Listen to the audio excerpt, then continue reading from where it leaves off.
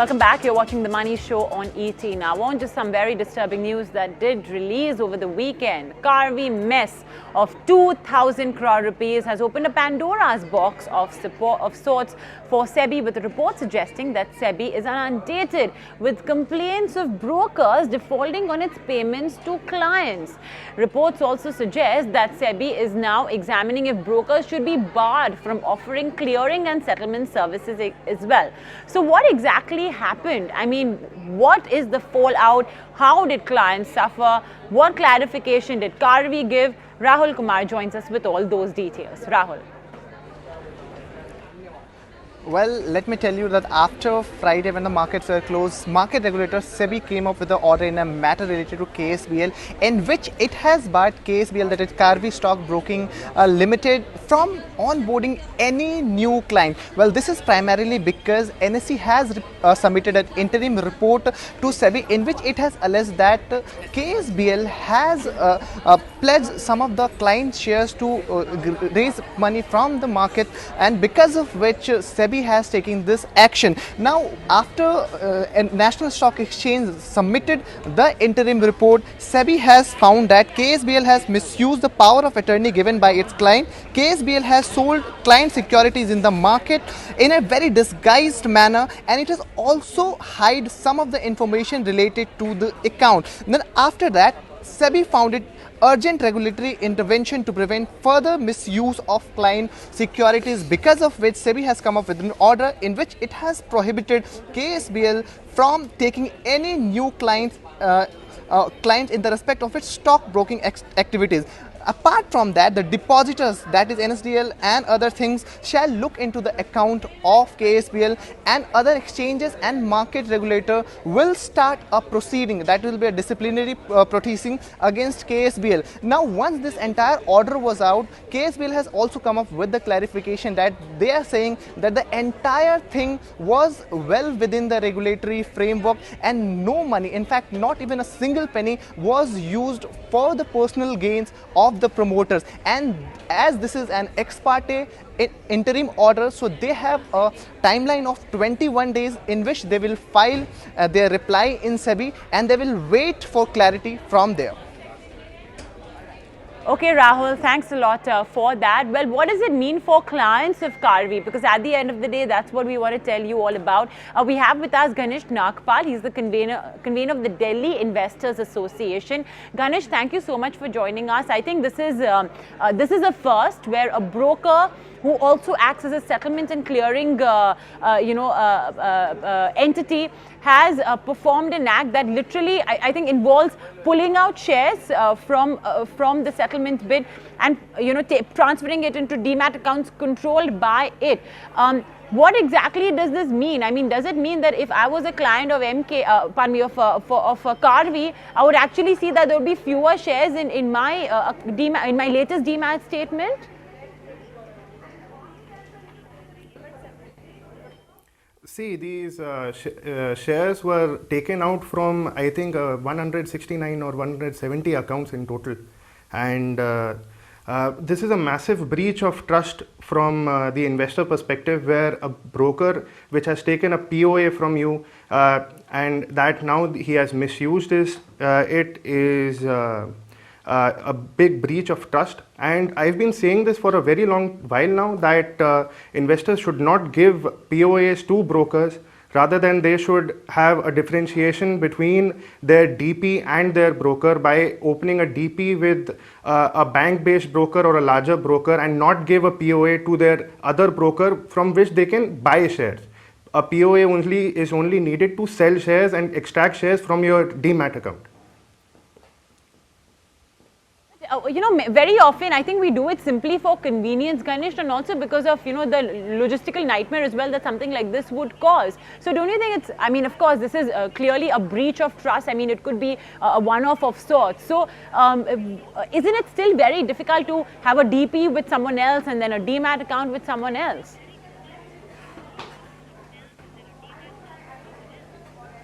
See, now in today's times, it is very easy. Most investors don't know this, that a single demat account can be mapped with multiple trading accounts. what you can do is that you can buy through your small broker, whichever is cheaper. You can link the trading account to your demat account or whichever DP you have with a big broker, and you just need to sell through your DP, and that is the only thing. I think anybody would be willing to give a POA to HDFC or SBI or any other larger broker. Okay. See, it's not as cumbersome as it used to be, where you, yeah. Go ahead, Ganesh. Please continue.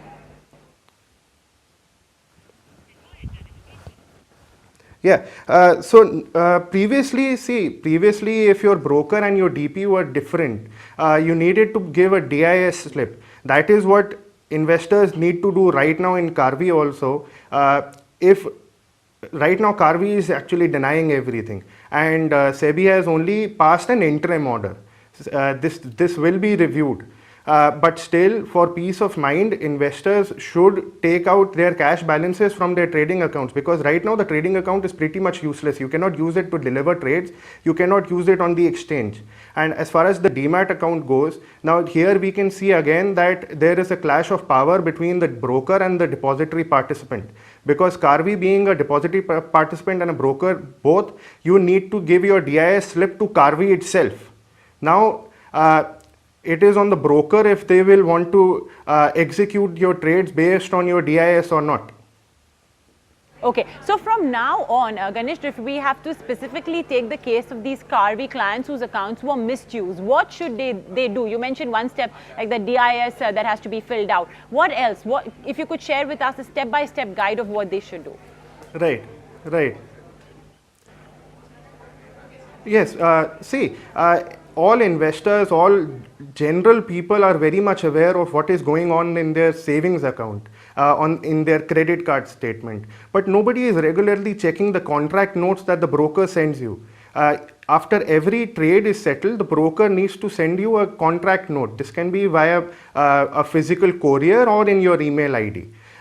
Secondly, what you need to do is that you need to regularly reconcile what your contract note says, what you told the broker to execute, and what your demat account statement says. Now again, I would like to point out that brokers and DPs in India are the same. So the broker can, if he wants to misuse in a demat fraud situation, they can change your contact details in your demat statement using the client master list. Now you need to regularly check that all your contact details are updated in your demat as well. You can do this by visiting your depository website. Secondly, after every day, the exchange on which the trade is executed, they send you an SMS of the value traded. This is done by both NSE and BSE. Furthermore, the broker needs to send you an SMS and an email of your cash balance and your securities balance. Cash balance is the money that is there in your trading account, and security balance is the securities that are still not being transferred to your demat account. If a person is very vigilant and regularly checks all of these things, I think it is very much impossible for a fraud of this scale to happen in the future. Okay, so you have to be very diligent. At the end of every transaction, you should check that trading slip, the cash balance as well should be checked from the trading account. How much is that? Essentially, reconciliation of the two ledger accounts should be done so as to ensure that your trading account is not misused. What about the legal recourse for Carvy clients? Okay, by the way, before I do that, Ganesh, is there any way that I, as a Carvy client, can check if my account as well was a victim of misuse? How can I do that? Right. You can check your securities balance in your Carvy trading account, or else you can visit directly the depository accounts and check your shareholdings over there. It is very easy now. Okay. So now, Ganesh, tell me that if I as a Carvy client would like to take some legal action, if I know that now that my account has been misused, what's the legal recourse available to me as a Carvy client? See, first, right now we need to see that this is an interim order. So, as a precaution, it is important that we empty all our accounts that are currently held with Carvy. Later on, the legal way to proceed is that if we are not getting a payout, which I've seen on social media as well, that a lot of people are saying that they cannot withdraw money from their Carvy trading accounts. So the Sebi says that first you need to approach the intermediary. But there's a good thing that Sebi has a scores platform. This is used to register all complaints against market intermediaries.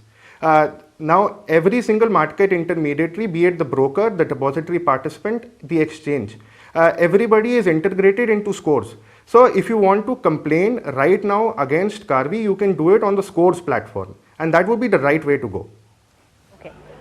Ganesh, for the benefit of all our viewers who are just kickstarting their investing journey, their trading journey, and of course, the very first thing before you even start studying financial statements and start talking to your broker on the phone, the very first step is actually opening a demat account, the very basic. So, in light of all of this that's opened up, what would you recommend all our new traders and new investors who are just kickstarting their journey? What would you recommend they start with so as to not be in such a situation?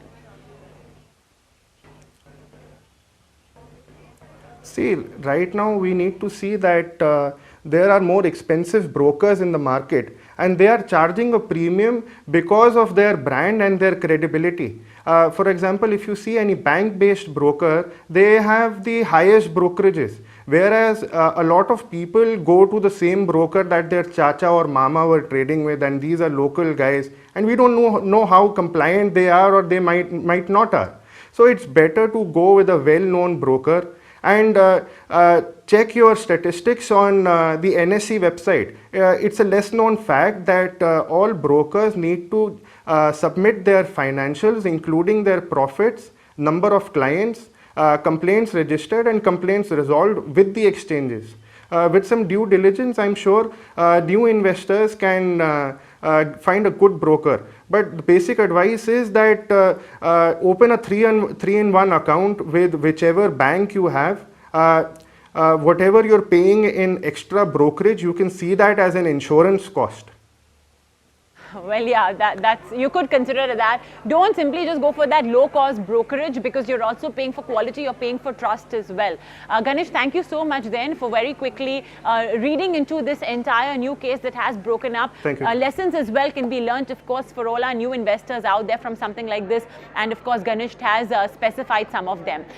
Okay, well, before we take that very quick break, recently the Indian Council of Medical Research celebrated its 108th Foundation Day, and in line with that, honored the Managing Director of Serum Institute of India, Dr. Cyrus Poonawalla, with the ICMR Lifetime Achievement Medal for his mission to protect millions of children across the world by focusing on vaccines. Take a look. Dr. Cyrus Poonawalla has been a name that has been associated with saving the lives of over 30 million children across the world.